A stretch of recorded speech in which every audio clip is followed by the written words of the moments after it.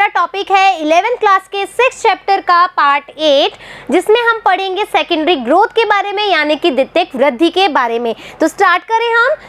द्वितीयक वृद्धि, द्वितीयक वृद्धि क्या होती है? आपको पता है जब अपन ने वो पढ़ा था क्या कि मूल और तना, और हमने पढ़ा था जड़, उसकी हमने कैसे पढ़ी थी? आंतरिक संरचना पढ़ी थी, हाँ है ना, एक बीजपत्री में, द्विबीजपत्री में। तो हमने देखा था कि जहाँ पर कैम्बियम पाया जा रहा है, हाँ है ना, जहाँ पर जाइलम और फ्लोएम के बीच में कैम्बियम पाया जा रहा है, वहीं पर ही सेकेंडरी ग्रोथ होगी, हाँ है ना। ये लाइन मैंने बहुत बार इंडिकेट करी थी, आपको याद हो तो, और यदि आपने वीडियो अच्छे से देखा है तो आपको बात भी याद रही होगी कि भाई जहाँ कैम्बियम होगा वहीं पर ही सेकेंडरी ग्रोथ की बात होगी, और वो ही आज अपन डिस्कस कर रहे हैं, ठीक है।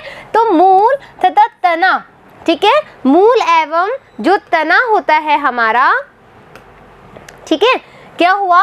मूल तथा तने की जो लंबाई है शीर्षस्थ विभाज्य की सहायता से बढ़ते हैं, यानी कि यहाँ पर किसकी बात हो रही है? मैस्टेमेटिक टिश्यूज की बात हो रही है, मेरिस्टेमेमी जो उत्तक होते हैं उसकी बात हो रही है। क्यों?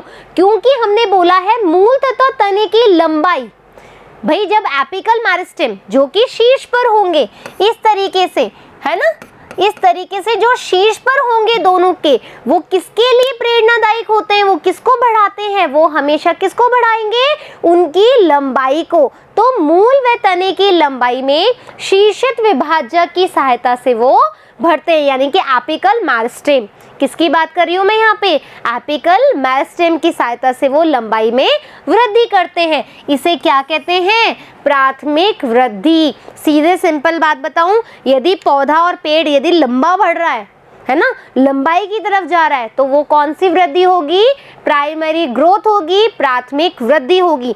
यदि पौधा चौड़ाई में बढ़ रहा है, पेड़ चौड़ाई में वृद्धि कर रहा है, तो वो द्वितीयक वृद्धि होगी। क्यों? क्योंकि वहाँ पे कॉर्क का फॉर्मेशन होगा, वहाँ वस्कुलर बंडल का फॉर्मेशन होगा, हाँ है ना, वो हम पढ़ेंगे सेकेंडरी ग्रोथ में, ठीक है। तो अधिकांश द्विबीजपत्रों में प्राथमिक वृद्धि के अतिरिक्त उनकी मोटाई भी बढ़ती है। मैंने कहा ना, मोटाई में जो बढ़ेंगे, तो इस वृद्धि को क्या बोलते हैं? सेकेंडरी ग्रोथ, द्वितीयक वृद्धि। आपसे पूछा जा सकता है 1 या 2 मार्क्स में कि प्राथमिक वृद्धि और द्वितीयक वृद्धि में मुख्य अंतर बताइए। प्राथमिक वृद्धि क्या है? जब पौधा के जो मूल और तना है लंबाई की तरफ वृद्धि करे, लंबाई की और वृद्धि करे, प्राथमिक वृद्धि कहलाती है। यदि पौधा, है ना, वो कैसा है? मोटाई की ओर वृद्धि करे, है ना, तो उसको हम क्या कहेंगे? द्वितीयक वृद्धि करेंगे। और द्वितीयक वृद्धि कब होगी? जब फ्लोएम और जाइलम के मध्य में कैम्बियम पाया जाएगा, हाँ है ना, ठीक है। एक बीजपत्री में मूल व तने में ये वृद्धि नहीं होती है। क्यों? क्योंकि वहां पर कैम्बियम रिंग नहीं होगी। जिम्नोस्पर्म के तने तथा मूल में भी द्वितीयक वृद्धि होती है। इंपॉर्टेंट है, आपसे पूछा जा सकता है, ये दोनों इंपॉर्टेंट है। क्यों? कि भाई जो मोनोकॉट होता है उसके अंदर सेकेंडरी ग्रोथ क्यों नहीं पाई जाती है, जबकि डायकॉट में पाई जाती है? रीजन बताइए, क्वेश्चन मार्क। तो आपको आंसर वही करना है जो मैंने अभी बताया। जो उत्तक द्वितीयक वृद्धि में भाग लेते हैं उन्हें पार्श्वीय मेरिस्टेम कहते हैं, यानी कि साइड से जो काम करेगा। एपिकल तो हमेशा लंबाई की तरफ करेगा, लेकिन जो लेटरल, याद आ रहा है, अपन ने लेटरल मेरिस्टेम के बारे में पढ़ा था, जो पीछे की तरफ होते हैं, ठीक है। जो लेटरल मेरिस्टेम हमने पढ़ा था, मेरिस्टेम का डायग्राम देखा था। फिर लेटरल जो ग्रोथ हो रही थी वो कैसे हो रही थी? लेटरल मेरिस्टेम की वजह से हो रही थी, पार्श्वीय मेरिस्टेम की वजह से। संवहन कैम्बियम, यानी कि जो वेस्कुलर बंडल है उसके अंदर कैम्बियम का होना, और फिर कॉर्क का निर्माण हो रहा, कॉर्क कैम्बियम, ठीक है। तो ये जो तीनों चीजें हैं वो सेकेंडरी ग्रोथ के लिए रिस्पॉन्सिबल होते हैं। आपसे पूछा जा सकता है सेकेंडरी ग्रोथ किसके कारण होती है, तो आप बोलोगे पार्श्वीय मेरिस्टेम यानी कि लेटरल मेरिस्टेम, संवहन कैम्बियम यानी कि जो संवहन बंडल में कैम्बियम उपस्थित है जाइलम और फ्लोएम के मध्य वो, और कार्क कैम्बियम के वजह से जो सेकेंडरी ग्रोथ होती है, ठीक है। आया समझ में? संवहन कैम्बियम क्या होता है, ठीक है। मेरिस्टेमेई सतह है जो संवहन उत्तक जाइलम तथा फ्लोएम को काटती है उसे संवहन कैम्बियम कहते हैं। कैसे, यानी कि ये हमने एक डायग्राम बनाया, यहाँ पर हमारा हो गया फ्लोएम, यहाँ पे हो गया जाइलम, तो ये जो रेखा काट रही है ये क्या हो जाएगी हमारी कैम्बियम, क्या हो जाएगी कैम्बियम, और उसको हम क्या बोलेंगे, संवहन उत्तक वाला जो कैम्बियम होगा उसको बोलेंगे संवहन कैम्बियम। क्लियर हो गई बात। शैशव तने में यह जाइलम तथा फ्लोएम के बीच में एकल सतह के रूप में खंडों में विभाजित होता है और बाद में ये एक संपूर्ण छल्ले के रूप में बन जाता है। जैसे कि आपने तने का डायग्राम देखा था, हमने अनुप्रस्थ काट देखा था, तो उसमें हमने कैसे देखा था, इस तरीके से, है ना। ये अपना एपिडर्मिस था, हाँ है ना। फिर यहाँ ट्राइकॉम निकल रहे थे, ट्राइकॉम निकल रहे थे ना, किसमें, मोनोकॉट में, डाइकॉट में, डाइकॉट में ट्राइकॉम निकल रहे थे तने में। याद है या नहीं है बच्चों, क्योंकि याद नहीं है ना, ये मैं इसलिए बोल रही हूँ, मुझे पता है कि आप अभी सुन रहे हो। भाई क्यों सुन रहे हो, आपको दिमाग में रिकॉल हो रहा है मैं क्या पूछ रही हूँ, ज़रूरत है दोबारा वीडियो देखने की, या फिर अच्छे से वीडियो देखा है, कहीं ना कहीं कमी छूट रही है तभी आंसर नहीं कर पा रहे हो। अपने आप में आपको अभी अपने आप में करना है, अनुमान लगाना है कि आप कितने पानी में हो, समझ रहे हो। मुझे जवाब मिलेगा नहीं मिलेगा ये बात अलग है, लेकिन आप अभी अपने बारे में सोचो कि आप इस चीज़ का आंसर कर पा रहे हो या नहीं कर पा रहे हो, कि भाई ट्राइकॉम कहाँ प्रेजेंट होते हैं, डाइकॉट में या मोनोकॉट में। क्वेश्चन समझ में आ रहा है। तो जिसने पढ़ा होगा ढंग से वो बता देगा डाइकॉट में ट्राइकॉन्स होते हैं, किसमें, स्टेम में, है ना, मोनोकॉट में नहीं होते हैं, वापस बता दिया है। फिर आपने देखा था एपिडर्मिस, एपिडर्मिस में फिर अपन ने यहाँ पर देखा था कि जो हमारे वैस्कुलर बंडल है वो नीचे की तरफ थे, हाँ है ना, समझ में आ रही है वही चीज़, और बाद में एक संपूर्ण छल्ले में बदल जाते हैं। जैसे जैसे इसमें क्या होता है, ग्रोथ होती है, ये डिफरेंशिएट हो जाते हैं और छल्ले के रूप में बन जाते हैं। आया समझ में। कैम्बियमी छल्ले का बनना, अब कैसे बन रहा है छल्ला, ये देखो। द्विबीजपत्री तने में प्राथमिक जाइलम तथा प्राथमिक फ्लोएम के बीच में स्थित कैम्बियम अंतःपूलीय कैम्बियम होता है। अंतःपूलीय कैम्बियम यानी कि बीच में प्रेजेंट होना, जो कि हमने अभी डायग्राम बनाया, फ्लोएम, जाइलम, बीच में कैम्बियम। तो ये वाली बात यहाँ पर ये कह रहा है, प्राथमिक जाइलम और प्राथमिक फ्लोएम में, ठीक है। फिर मध्यांश किरणों की कोशिकाएं, जो मध्यांश किरणें यानी कि मिड रेब्स, ठीक है, कोशिकाएं जो कि अंतःपूलीय समीप होती है, मिड रेज इसके पास में होती है, हमने पढ़ा है ऑलरेडी। तो ये मेरिस्टेमेटिक क्या होती है, विभाजित होती है। कैसे विभाजित होगी बताती हूँ, उधर डायग्राम देखो, ठीक है। ये हमारा ट्राइकॉम्स है, ठीक है, ये ट्राइकॉम्स हो गए। फिर हमने बोला ये एपिडर्मिस हो गई, एपिडर्मिस हो गई, भारी त्वचा हो गई, हाँ है ना। फिर हमने बोला कि यहाँ पर जो है कॉर्क है, ठीक है, कैम्बियम है, वैस्कुलर बंडल है, हाँ है ना। अब कुछ कॉर्क तो क्या होंगे, ऊपर की तरफ चले जाएंगे, वो ऊपर की तरफ, यहाँ विभाज्य हो रहा है, विभाज्य हो रहा है यानी कि यहाँ पर डिफरेंशिएट हो रहा है, आगे के लिए ग्रोथ कर रहे हैं, तो कुछ तो ऊपर की तरफ चले जाएंगे जिनको हम क्या बोलेंगे, कॉर्क बोलेंगे, है ना। और कुछ नीचे की तरफ यानी कि अंतः भित्ति की तरफ करेंगे ग्रोथ, उसको हम बोलेंगे कॉर्क कैम्बियम, ठीक है, कॉर्क कैम्बियम बोलेंगे। और इसको सिर्फ कॉर्क बोलेंगे जो ऊपर की तरफ, जो ऊपर की तरफ विभाजित होंगे ना बच्चों, वो जो होंगे उसमें पानी के लिए क्या होगी, परमेबिलिटी नहीं होगी, यानी कि पारगम्यता का अभाव होगा। जो ऊपर की तरफ कॉर्क गए ना विभाजित होने के लिए, भाई देखो ये बात समझने के लिए ना सीधी सीधी बात सुन लो, जिसको नहीं आ रहा है ना समझ में, वो उसका ये प्रॉब्लम है कि उसने पुराने वीडियो अच्छे से नहीं पढ़े। तो जिसको अभी समझ में नहीं आ रहा स्टॉप करो, पहले वाला वीडियो देखो, अच्छे से सुनो जो जो मैंने कहा है, फिर कोरिलेट करोगे तो चीज़ें क्लियर हो जाएगी, ठीक है। हाँ, ये रिक्वेस्ट समझ लो, ऑर्डर समझ लो, इट्स अप टू यू। तो हमने बोला कि जो कॉर्क सेल्स थी ये डिवाइड हुई, विभाजित हुई, तो कुछ सेल्स ऊपर चली गई जो कॉर्क का फॉर्मेशन करेंगी, और ये जो कॉर्क है वो कैसी है, पानी के लिए अपारगम्य है, पानी के लिए ये इम्परमिएबल है, फाइन। जो दूसरी वाली जो कॉर्क है जो नीचे की तरफ जनरेट हो रही है, जो नीचे की तरफ ग्रोथ कर रही है, वो क्या बनाएगी, कॉर्क कैम्बियम। क्लियर हो गई ये बात, हाँ है ना। तो एक अंतरापूलीय कैम्बियम बनाता है, ठीक है। अब देखो इसमें दो तरह की बातें मैं बता रही हूँ, है ना, दो तरह की, अंतःपूलीय और अंतरापूलीय में क्या डिफरेंस है, अंतःपूलीय और अंतरापूलीय में क्या डिफरेंस है। देखो इधर देखना बच्चों, ये है एक संवहन मंडल, यहाँ पर है अपना फ्लोएम, यहाँ पे है जाइलम। यदि दो एक ही बंडल में, एक ही संवहन बंडल में फ्लोएम और जाइलम के मध्य में कैम्बियम बन रहा है ना, तो हम उसको बोलेंगे कि हाँ ये अंतःपूलीयम। देखो मध्यांश किरणों की कोशिकाएं जो अंतःपूलीय समीप होती है, ठीक है, यहाँ पर, और ये हो गया हमारा अंतरापूलीय, ये तो क्या हो गया अंतरापूलीय। फिर यहाँ पर जो बनेगा, ठीक है, ये दोनों दो बंडल के मध्य वाला, दो बंडल के मध्य वाला वो हो जाएगा हमारा अंतःपूलीय। आया समझ में, दोनों में डिफरेंस समझ में आ गया। इस प्रकार कैम्बियम का एक अखंड छल्ला बन जाता है। तो धीरे धीरे क्या करते हैं, इस तरह का छल्ला बना लेंगे, ठीक है, इनके मध्य ऐसे ऐसे होते हुए, और ये क्या बना लेंगे, एक पूरी रिंग का फॉर्मेशन कर लेंगे। अंतःपूलीय अंतःपूलीय दोनों मिलकर के एक पूरा कैम्बियम रिंग बना लेंगे। आया समझ में यहाँ तक बच्चों। कैम्बियम छल्ले की क्रिया, अब इसकी एक्टिविटी क्या है ना, कैसे एक्टिव रहता है, ये बहुत इंपॉर्टेंट चीज है बच्चों।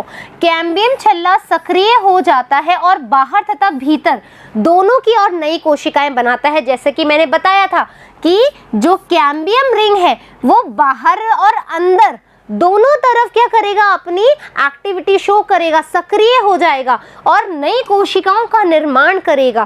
तो जो कोशिकाएं पित्त की ओर बनती है, यानी कि जो अंदर की तरफ मैंने बताई थी, ठीक है, वो परिपक्व होने पर द्वितीयक जाइलम बनाती है, जो कि और बाहर परिधि की तरफ जोगी। देखो बच्चों, जो कॉर्क कैम्बियम है जो कि पित्त की तरफ है, ये क्या बनाएगी, सेकेंडरी, क्या बनाएगी, सेकेंडरी जाइलम बनाएगी।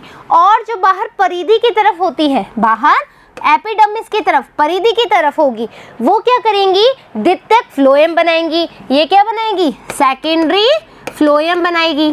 क्लियर हो गई बात, द्वितीयक फ्लोएम बनाएगी। कैम्बियम प्राय भीतर की ओर अधिक सक्रिय होता है। जो कैम्बियम है वो जो पित्त की तरफ है, यानी कि सेकेंडरी जाइलम जो बना रहा है, वो ज्यादा एक्टिव है ना। क्या हो रहा है, यहाँ पे क्वेश्चन आ सकता है। यहाँ पर हम बोल रहे हैं कि जो सेकेंडरी जाइलम है वो ज्यादा हाईली एक्टिव है। क्यों, क्योंकि भीतर के अंदर जो कैम्बियम बन रहा है, जहाँ नई कोशिकाएं, वो ज्यादा एक्टिव है ऊपर वाली कोशिकाओं की अपेक्षा, ठीक है।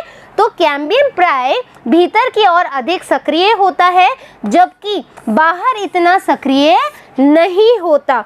इसके परिणाम स्वरूप, इंपॉर्टेंट नीट के लिए, इसके परिणाम स्वरूप द्वितीयक जाइलम क्या होगा, अधिक बनेगा और द्वितीयक फ्लोएम कम बनता है।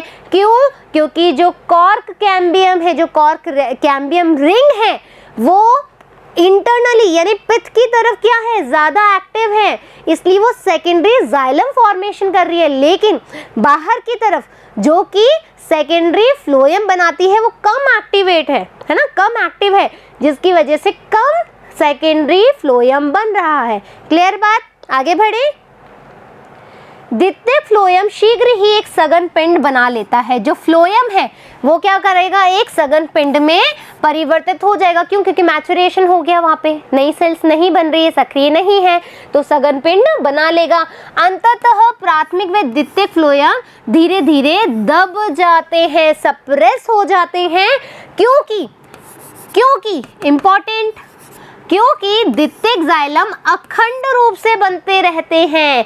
आपसे पूछा जा सकता है क्या रीजन है कि सेकेंडरी ग्रोथ के दौरान या कैम्बियम रिंग के फॉर्मेशन की जब एक्टिविटी होती है, ऐसा क्या होता है, ऐसा क्यों होता है कि जो द्वितीयक जाइलम है वो अखंड वृद्धि करता रहता है, जबकि जो सेकेंडरी फ्लोएम होता है वो दब जाता है। क्यों, क्योंकि जो कॉर्क नीचे पर जो पित्त की तरफ जो नई कोशिकाएं बना रहे हैं वो अधिक सक्रिय होते हैं, जबकि जो कॉर्क कैम्बियम ऊपर परिधि की तरफ कोशिकाएं बना रहे हैं, सेकेंडरी फ्लोएम बना रहे हैं, वो अधिक सक्रिय नहीं होते।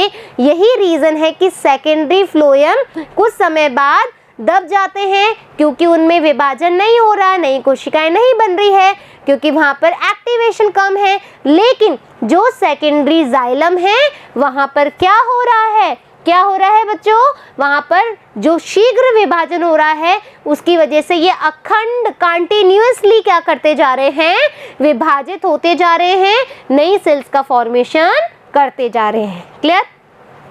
प्राथमिक जाइलम केंद्र में अथवा केंद्र के आसपास लगभग वैसे ही बनते रहते हैं। कुछ स्थानों पर कैम्बियम पैरेकाइमा की एक सक्रिय पट्टी बन जाती है। कुछ जगह क्या होता है, जो पैरेनकाइमा कोशिकाएं होती है, जो कैम्बियम पिथ की तरह बनता है, हमें पता है कि वो वहाँ पर क्या होता है, पैरेनकाइमा कोशिकाएं होती है। ठीक है, यह पट्टी द्वितीयक जाइलम व द्वितीयक फ्लोएम में होकर अरीय दिशा में जाती है, जिसको इम्पोर्टेंट सेकेंडरी मिड रेस क्या होती है, क्वेश्चन पूछा जाता है। द्वितीयक मज्जाजीकरण क्या होती है, तो क्या होता है कि एक जो पैरेनकाइमा सेल्स है उनका फॉर्मेशन होता है, जो कि द्वितीयक जाइलम और द्वितीयक फ्लोएम से होकर एक अरीय दिशा में जाती है, एक रेडियली जाती है, जिसको हम क्या बोल रहे हैं, द्वितीयक मज्जाजीकरण कह रहे हैं। आया समझ में? अब है हमारा इम्पोर्टेंट कि कॉर्क के टाइप क्या है ना, सॉरी, वुड के टाइप क्या है, क्या है वुड के टाइप क्या है, किस तरह से जो लकड़ी है ना, वो बन रही है, किस तरह की होती है। तो यदि मैं बात करूं सीजन के आधार पे, है ना, लोकेशन के आधार पे नहीं, हम बात कर रहे हैं सीजन के आधार पे कि कब बन रहा है, उनका फॉर्मेशन कब हो रहा है, तो ये 2 टाइप्स की होती है, बसंत दारू और शरद दारू। ठीक है, क्या हो रहा है, कैम्बियम की क्रिया शरीर क्रियात्मक तथा पर्यावरणीय कारकों के आधार पे कंट्रोल होती है। मतलब जो बाहर का वातावरण है वो भी उसको कंट्रोल किया होता है। क्यों? बसंत और शरद यानी कि शीत ऋतु और बसंत ऋतु के बारे में बात हो रही है, और वहां पर उस ऋतु के आधार पे, उस सीजन के आधार पे, उस वेदर के आधार पे हम क्या बना रहे हैं, हम वुड का निर्माण कर रहे हैं, कास्ट का निर्माण हो रहा है। तो कास्ट का निर्माण हो रहा है तो सीधी सी बात है ना, पर्यावरण का तो फर्क पड़ेगा ही। और अंदर की क्रियाएं क्या क्या हो रही है, हम शरीर के बारे में पढ़ रहे हैं, अनाटॉमी के बारे में पढ़ रहे हैं, तो दोनों का ही पूरा नियंत्रण होगा उस कास्ट को बनने में। आंतरिक क्रिया और बाहरी वातावरण की क्रिया दोनों ही कास्ट को बनने में उस समय नियंत्रित करेगी। उष्णकटिबंधीय क्षेत्रों में जलवायु समान नहीं रहती है, जैसा कि हम जानते हैं, हम उष्णकटिबंधीय क्षेत्र में ही रहते हैं, आपको पता है ये चीज़, थोड़ी तो हिस्ट्री पढ़ी होगी आपने, तो वहाँ पर हमें पता लगेगा कि हम उष्णकटिबंधीय क्षेत्रों में रहते हैं जहाँ की जलवायु असमान रहती है। बसंत के मौसम में कैम्बियम बहुत सक्रिय होता है। मोस्ट इम्पॉर्टेंट बात आपसे पूछा जा सकता है वुड के अकॉर्डिंग कि भाई जो सीजन के आधार पे वुड का फॉर्मेशन होता है, तो जो वुड है वो कब सक्रिय रहता है, तो आप बोलोगे स्प्रिंग सीजन में, यानी कि बसंत के मौसम में जो कैम्बियम है वो बहुत ज़्यादा सक्रिय होता है और अधिक संख्या में वाहिकाएं बनाता है। वाहिका याद है ना, वेसल्स, ट्रैकेट्स, ठीक है, तो वाहिका बनाता है जिसकी गुहिका क्या होती है, चौड़ी होती है, जो उसकी ल्यूमिन होती है। मतलब इस तरह से वाहिका बनाई, तो ये जो ल्यूमिन है यानी कि क्या बोलते हैं इसको, गुहिका, है ना, जो गुहिका है वो क्या है, बहुत ज़्यादा चौड़ी होती है। क्यों? क्योंकि सक्रिय होती है कैम्बियम, है ना। और क्या होगा, बसंत के मौसम में बनने वाली कास्ट को बसंत दारू या अग्र दारू, यानी कि जो इनिशियल लेवल में है ना, इसको हम बोलते हैं अर्ली वुड। क्या बोलते हैं बच्चों, अर्ली वुड। क्यों? क्योंकि ये पहले बन जाती है बसंत में, क्योंकि सक्रिय होती है कैम्बियम, है ना, सक्रिय होगी तो वो एक क्या बना लेगी, वाहिनिका बना लेगी, उसमें जो उसकी ल्यूमिन होगी वो वाइड होगी, और इस तरह का जो वुड बनेगा उसको हम बोलेंगे अर्ली वुड या फिर अग्रदारू या फिर क्या बोलेंगे, बसंत दारू। ठीक है। सर्दियों में कैम्बियम कुछ कम सक्रिय होते हैं और संकरी वाहिका बनाते हैं, यानी कि यहाँ पर ये इस तरह की बनेगी और बसंत में ये इस तरीके की बनेगी। क्लियर हो गई? यानी कि यहाँ की जो ल्यूमिन है वो कम होगी, नैरो होगी। इस कास्ट को शरद दारू या पच्छ दारू यानी कि लेट वुड लेट वुड बोलेंगे और यहाँ पर इसको अर्ली वुड बोलेंगे। क्लियर है? ये हाईली एक्टिव है, हाईली एक्टिव यानी कि अधिक सक्रिय है। ये लेस एक्टिव है। क्या है ये? लेस एक्टिव है। क्लियर हो गई दोनों बातें? इस कास्ट को शरदारू या पक्षदारू कहते हैं। बसंत का रंग हल्का होता है और उसका घनत्व भी कम होता है। यहाँ पर जो वुड होगी उसका कलर कैसा होगा? लाइट होगा। कैसा होगा? लाइट होगा। शरदारू गहरे रंग के होते हैं। क्यों? क्योंकि बाद में बनते हैं ना भाई। इनिशियल लेवल पे आप किसी भी चीज़ को देखो, बहुत कोमल होगा, सॉफ्टन होगा, लेकिन जो बाद में बनता है वो परिपक्व स्थिति में आ जाता है, मैचुरेशन में आ जाता है, तो वो थोड़ा सा टफ हो जाता है। तो भूरे रंग की कास्ट आपने देखी है जो सबसे ज़्यादा गहरे रंग की होती है और एक हल्के रंग की होती है। तो हल्के रंग की जो होगी बसंत, क्योंकि आपने देखा स्प्रिंग में नए पादप बनते हैं, है ना, नए पौधों का खिलना शुरू हो जाता है। शरद में वो थोड़े से परिपक्वता में आ जाते हैं। क्लियर हो गई बात? तो शरदारू कैसे होंगे? कैसे रंग के होंगे? गहरे रंग के होंगे, डार्क होंगे। ठीक है, फिर हम बोल रहे हैं और उसका घनत्वी, जो उसका घनत्व है, उसकी जो डेंसिटी है वो भी कैसे होगी? ज़्यादा होगी। दो प्रकार के कास्ट एकांतर है ना, एकांतर सकेंद्र वलय के रूप में होते हैं जिन्हें वार्षिक वलय कहते हैं। यानी कि दोनों प्रकार के। कैसे? इधर देखो, थोड़ी सी ड्राइंग करनी पड़ेगी आप लोगों के लिए।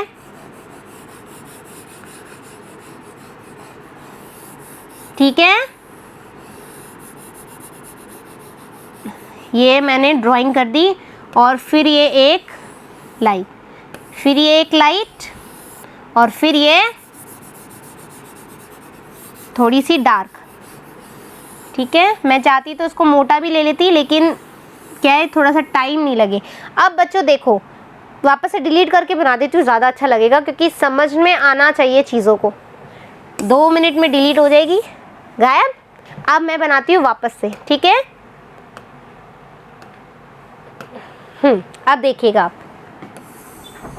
वेरी गुड, देखा, थोड़ी सी मेहनत और लगी लेकिन चीज़ें और क्लियर हो जाएगी, है ना।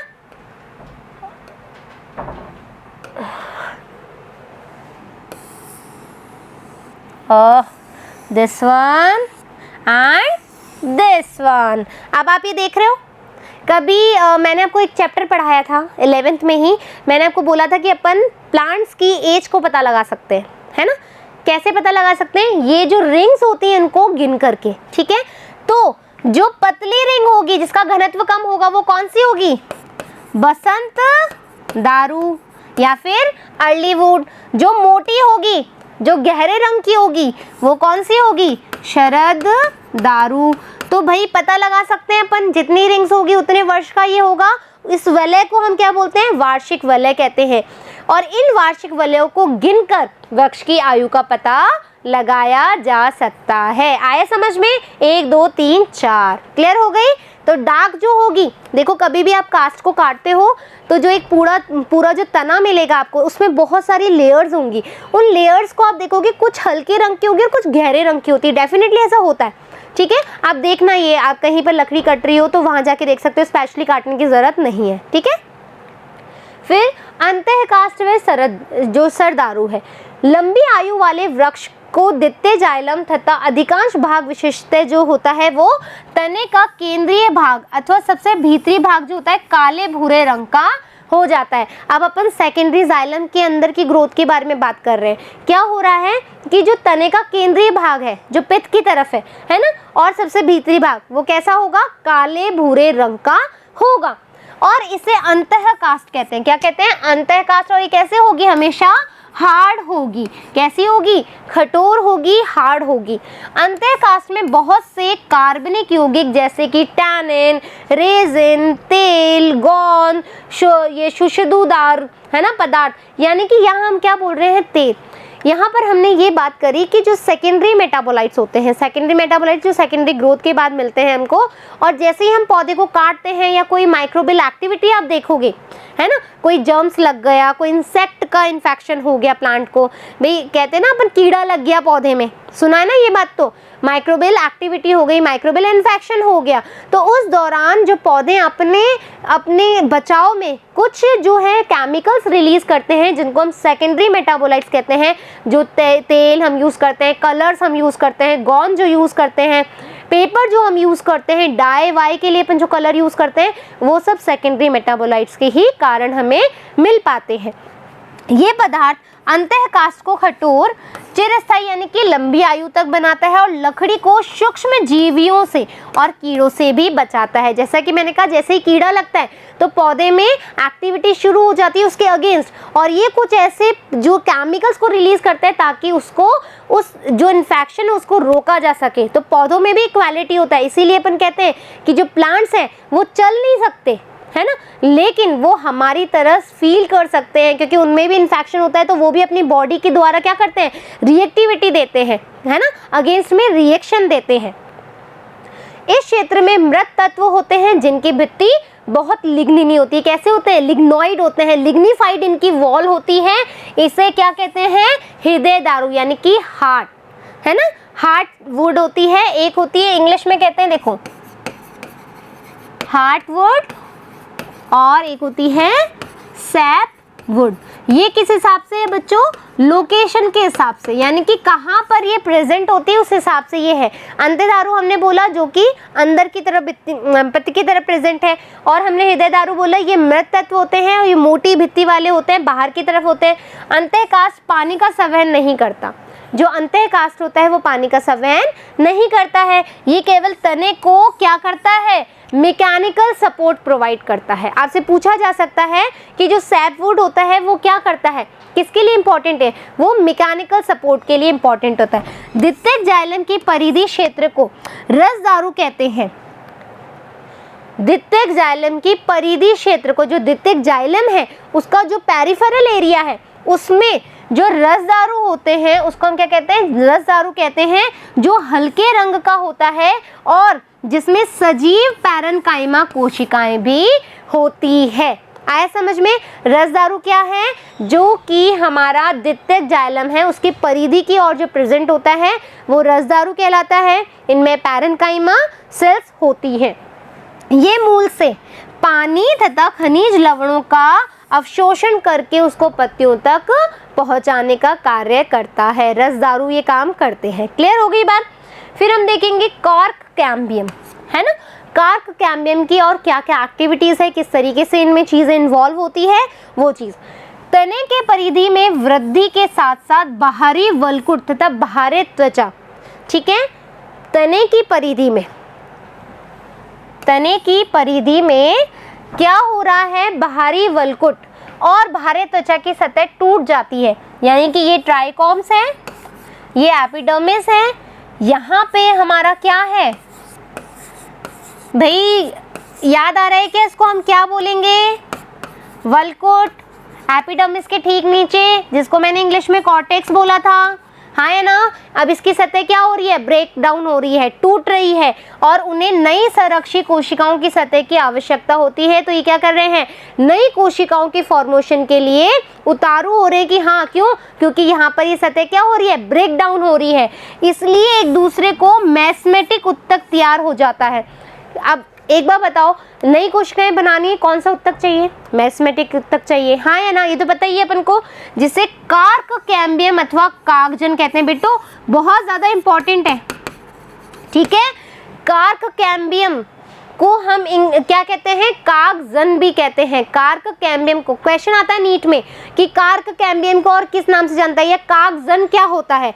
तो कागजन या कॉर्क कैम्बियम क्या है कि जब एपिडर्मल सतह और कॉर्टेक्स की जो सतह है वो आपस में टूट रही होती है तो उनको न्यू मैस्मेटिक सेल्स जो होती हैं उनको फॉर्मेशन करने की ज़रूरत हो जाती है। ऐसे सिचुएशन में जब मैस्मेटिक उत्तक तैयार होते हैं तो उसको हम कॉर्क कैम्बियम या फिर कागजन कहते हैं। क्लियर बात। ये प्राय वलकुट क्षेत्र में विकसित होता है। कहाँ होता है, इस वलकुट क्षेत्र में विकसित होता है। कौन, कॉर्क कैम्बियम। तो मैं यहाँ लिख सकती हूँ ये कौन सा है, कॉर्क कैम्बियम वाली जगह है ना, कॉर्क कैम्बियम, जिसको मैंने क्या बोला, कागजन, ठीक है। क्लियर हो गई। ये कुछ सतही मोटी व संकरी पतली भित्ति वाली आयताकार कोशिकाओं की बनी होती है। ये कोशिकाएं कैसी होगी? आयताकार। ठीक है, कैसी होगी? ये आयताकार कोशिकाएं होंगी। कौन सी? कार्क कैम्बियम वाली। कागजन दोनों ओर कोशिकाएं बनाता है। कौन सी? मतलब ये कागजन जो है इधर भी कोशिकाएं बनेगा और इधर भी कोशिकाएं बनेगा। ठीक है, बाहर की ओर कोशिकाएं कार्क अथवा काग में बढ़ जाती है। देखो बच्चों, यहाँ पर एक बार वापस डायग्राम देखो। ये हम तने के बारे में बात कर रहे हैं। ठीक है, ये क्या है? हमारी बाह्य त्वचा, हाँ या ना? त्वचा, हाँ, ये है बाह्य त्वचा। ये है कार्क कैम्बियम, है ना? ये क्या है? हमारी कार्क कैम्बियम, जो किधर है? वलकुट की तरफ है, हाँ है ना?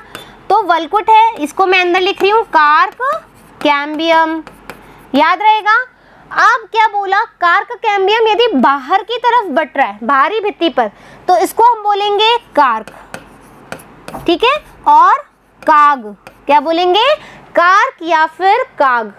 ठीक है, ये बढ़ जाती है और अंदर की ओर की कोशिकाएं जो द्वितीयक वलकुट है ना और काग अस्तर में विभेदित हो जाती है। और देखो, कुछ कोशिकाएं ऊपर की तरफ विभेदित हो गई, कुछ कोशिकाएं नीचे की ओर विभेदित हो गई। इसको हम बोलेंगे काग अस्तर। आया समझ में? जो भीतरी वलकुट की तरफ क्या हो रही है? विभाजित हो रही है।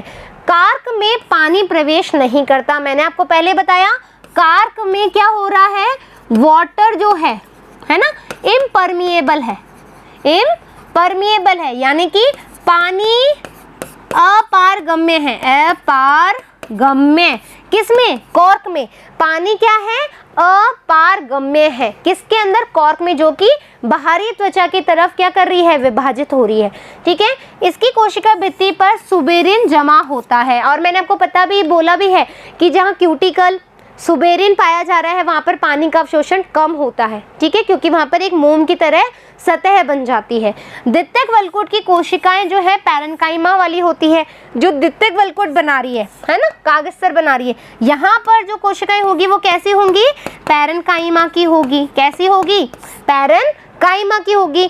तो कागजन, काग और कग और काग, ये मिलकर क्या बना रहे हैं? ये देखो, ये तीनों मिलकर के, ये तीनों जब मिल जाएंगे तो इसको हम बोलेंगे पेरिडर्म, है ना, या हम बोलेंगे इसको परिचर्म। ये तो जो पेरिडर्म है वो इंग्लिश में है और परिचर्म जो है वो हिंदी में है। पूछा जाता है परिचर्म किसे कहते हैं या परिचर्म कब बनता है, कैसे बनता है? आपको आंसर आ गया। ये पूरी आपको बातें बतानी है। क्लियर? कार्क कैम्बियम की क्रियाशीलता के कारण वलकुट की बाहरी परत व बाहरी त्वचा पर दबाव बढ़ता है। क्या हो रहा है? कार्क कैम्बियम क्या है? क्रियाशील है, एक्टिव हो रहा है, जिसकी वजह से क्या हो रहा है? जो वलकुट का बाहरी परत है और बाहरी त्वचा है उस पे सप्रेशन हो रहा है, दबाव बढ़ता जा रहा है, प्रेशर हो रहा है। अंततः ये जो परतें हैं वो क्या हो जाती है? डेड हो जाती है, मृत हो जाती है और उतर जाती हैं। और क्रियाशील कार्क कैम्बियम के बाहर जितनी भी मृत कोशिका है वो क्या बना रही है? छाल वल्लक बनाते हैं। यानी कि जो कोशिकाएं इधर की तरफ गई, यहाँ पर क्या हुआ? कार्क कैम्बियम एक्टिव है और वो प्रेशर कर रहा है, प्रेशर की वजह से ये क्या हो गई? मृत हो गई। और ये मृत होकर के क्या बना रही है? छाल वल्लक बना रही है ना, कॉर्क रिंग बना रही है, कैम्बियम रिंग बना रही है। इसमें द्वितीयक फ्लोएम भी शामिल है। क्या है? फ्लोएम ही होगा भाई। ऊपर की तरफ अभी हमने डायग्राम देखा था, इधर सेकेंडरी फ्लोएम, फिर हमने बोला था इधर जाइलम, याद आ रही है? तो सेकेंडरी फ्लोएम यहाँ बन रहा है, तो वो भी हमने क्या बोला था? थोड़े टाइम बाद दब जाता है, सप्रेस हो जाता है, यही बात बोली थी। मौसम में शुरुआत में जो छाल बनती है वो क्या होती है? प्रारंभीय कोमल छाल, यानी कि हम इसको बोलते हैं अर्ली बार्क, या फिर हम बोलेंगे सॉफ्ट बार्क। ठीक है, जो प्रारंभ में मौसम की शुरुआत में जो बार्क बनती है उसको हम बोलते हैं अर्ली बार्क या फिर सॉफ्ट बार्क। मौसम के अंत में जो छाल बनती है उसको हम क्या बोलते हैं? हार्ड बार्क या फिर लेट बार्क, है ना। क्या बोलेंगे, हार्ड बार्क या फिर लेट बार्क हम इसको बोलेंगे। कुछ क्षेत्रों में कागजन कोशिकाएं की बजाय बाहर की और पैरेन्काइमा कोशिकाएं बन जाती है। अब क्या हुआ, यहां पर देखो, यहां पर आपको पता था ये एपिडर्मिस है, ठीक है, पहले क्या होता है, गैप नहीं होता है ना, ये एपिडर्मिस है। अब क्या होता है, कुछ कभी कभी कागजन कोशिकाएं यहाँ नहीं बन पाती, यहाँ पर क्या होती है कि जो कागजनकार कोशिकाओं की बजाय बाहर की और पैरेन्काइमा कोशिकाएं बन जाती है, यहाँ पर पैरेन्काइमा कोशिका बन जाती है। तो उसके बाद क्या होता है, इस तरह के कुछ गैप्स क्रिएट हो जाते हैं। क्या हो जाते हैं, इस पैरेन्काइमा, क्योंकि अंतर अवकाश होते हैं ना पैरेन्काइमा में, तो वो क्या करते हैं, गैप क्रिएट कर देते हैं, है ना। उस गैप की वजह से बाहर क्या पैरेन्काइमा कोशिका बनाता है, ये पैरेन्काइमा कोशिकाएं बाहरी त्वचा पर फट जाती है, फट गई, गैप आ गया, ठीक है, और लेंस के आकार के छिद्र बना देती है।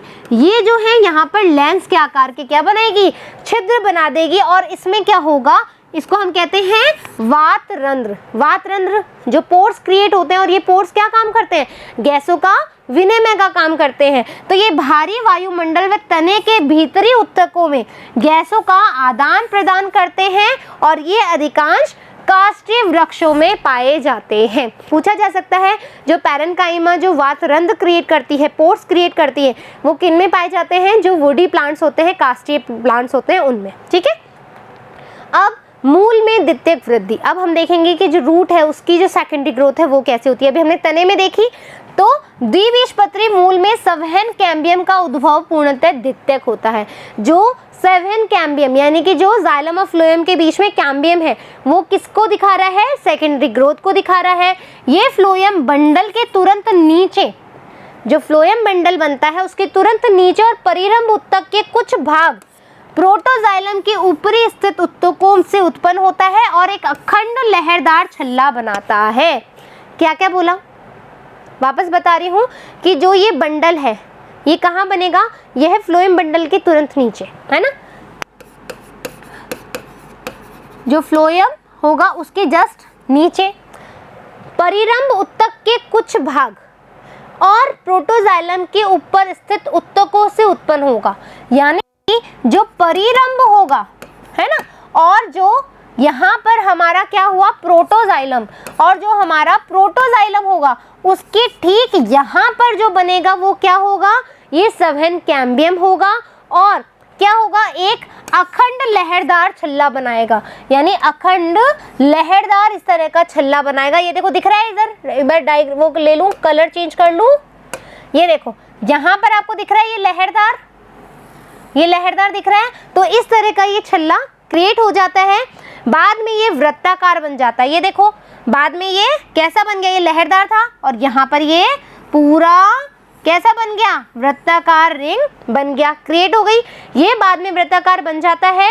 इसके आगे की प्रक्रियाएं क्या होती है, द्वितीय जो द्विबीजपत्री तने में हमने पढ़ा सेम टू सेम वैसी ही होती है। जिम्नोस्पर्म की मूल तथा तने में भी द्वितीय वृद्धि होती है, हमने ऑलरेडी पढ़ा है। एक बीजपत्री पौधों में द्वितीयक वृद्धि नहीं होती है, इंपॉर्टेंट है फॉर द नीट, ठीक है। तो इस तरीके से आज हमारा ये चैप्टर फिनिश हो गया 6th वाला। इसके क्वेश्चन आंसर बचे अपने, तो इससे पहले आपको क्या करना है, पूरा चैप्टर प्रिपेयर करना है अच्छे से, हाँ या ना, ठीक है। हर चीज़ को समझना है बच्चों। देखो कोई भी आपको चीज़ तब समझ में नहीं आएगी जब आप शुरू से चीज़ों को नहीं पढ़ोगे। जब तक आपके बेसिक क्लियर नहीं होंगे ना, आपको सच में कोई कैसा भी पढ़ा ले नहीं समझ में आएगा। खुद का इनिशिएटिव लेना बहुत इंपॉर्टेंट है। खुद से आप जो एक कहते हो ना कि एक ज़ील आना बहुत ज़्यादा ज़रूरी है। एक ज़ील लेकर आओ कि पढ़ना है तो पढ़ना है, नहीं पढ़ना है तो नहीं पढ़ना, नहीं पढ़ना तो नहीं पढ़ना, ठीक है। पढ़ना है तो बहुत अच्छे से पढ़ना है। ऐसा बेसिक बनाओ कि कोई भी तुम्हें हिला ना पाए।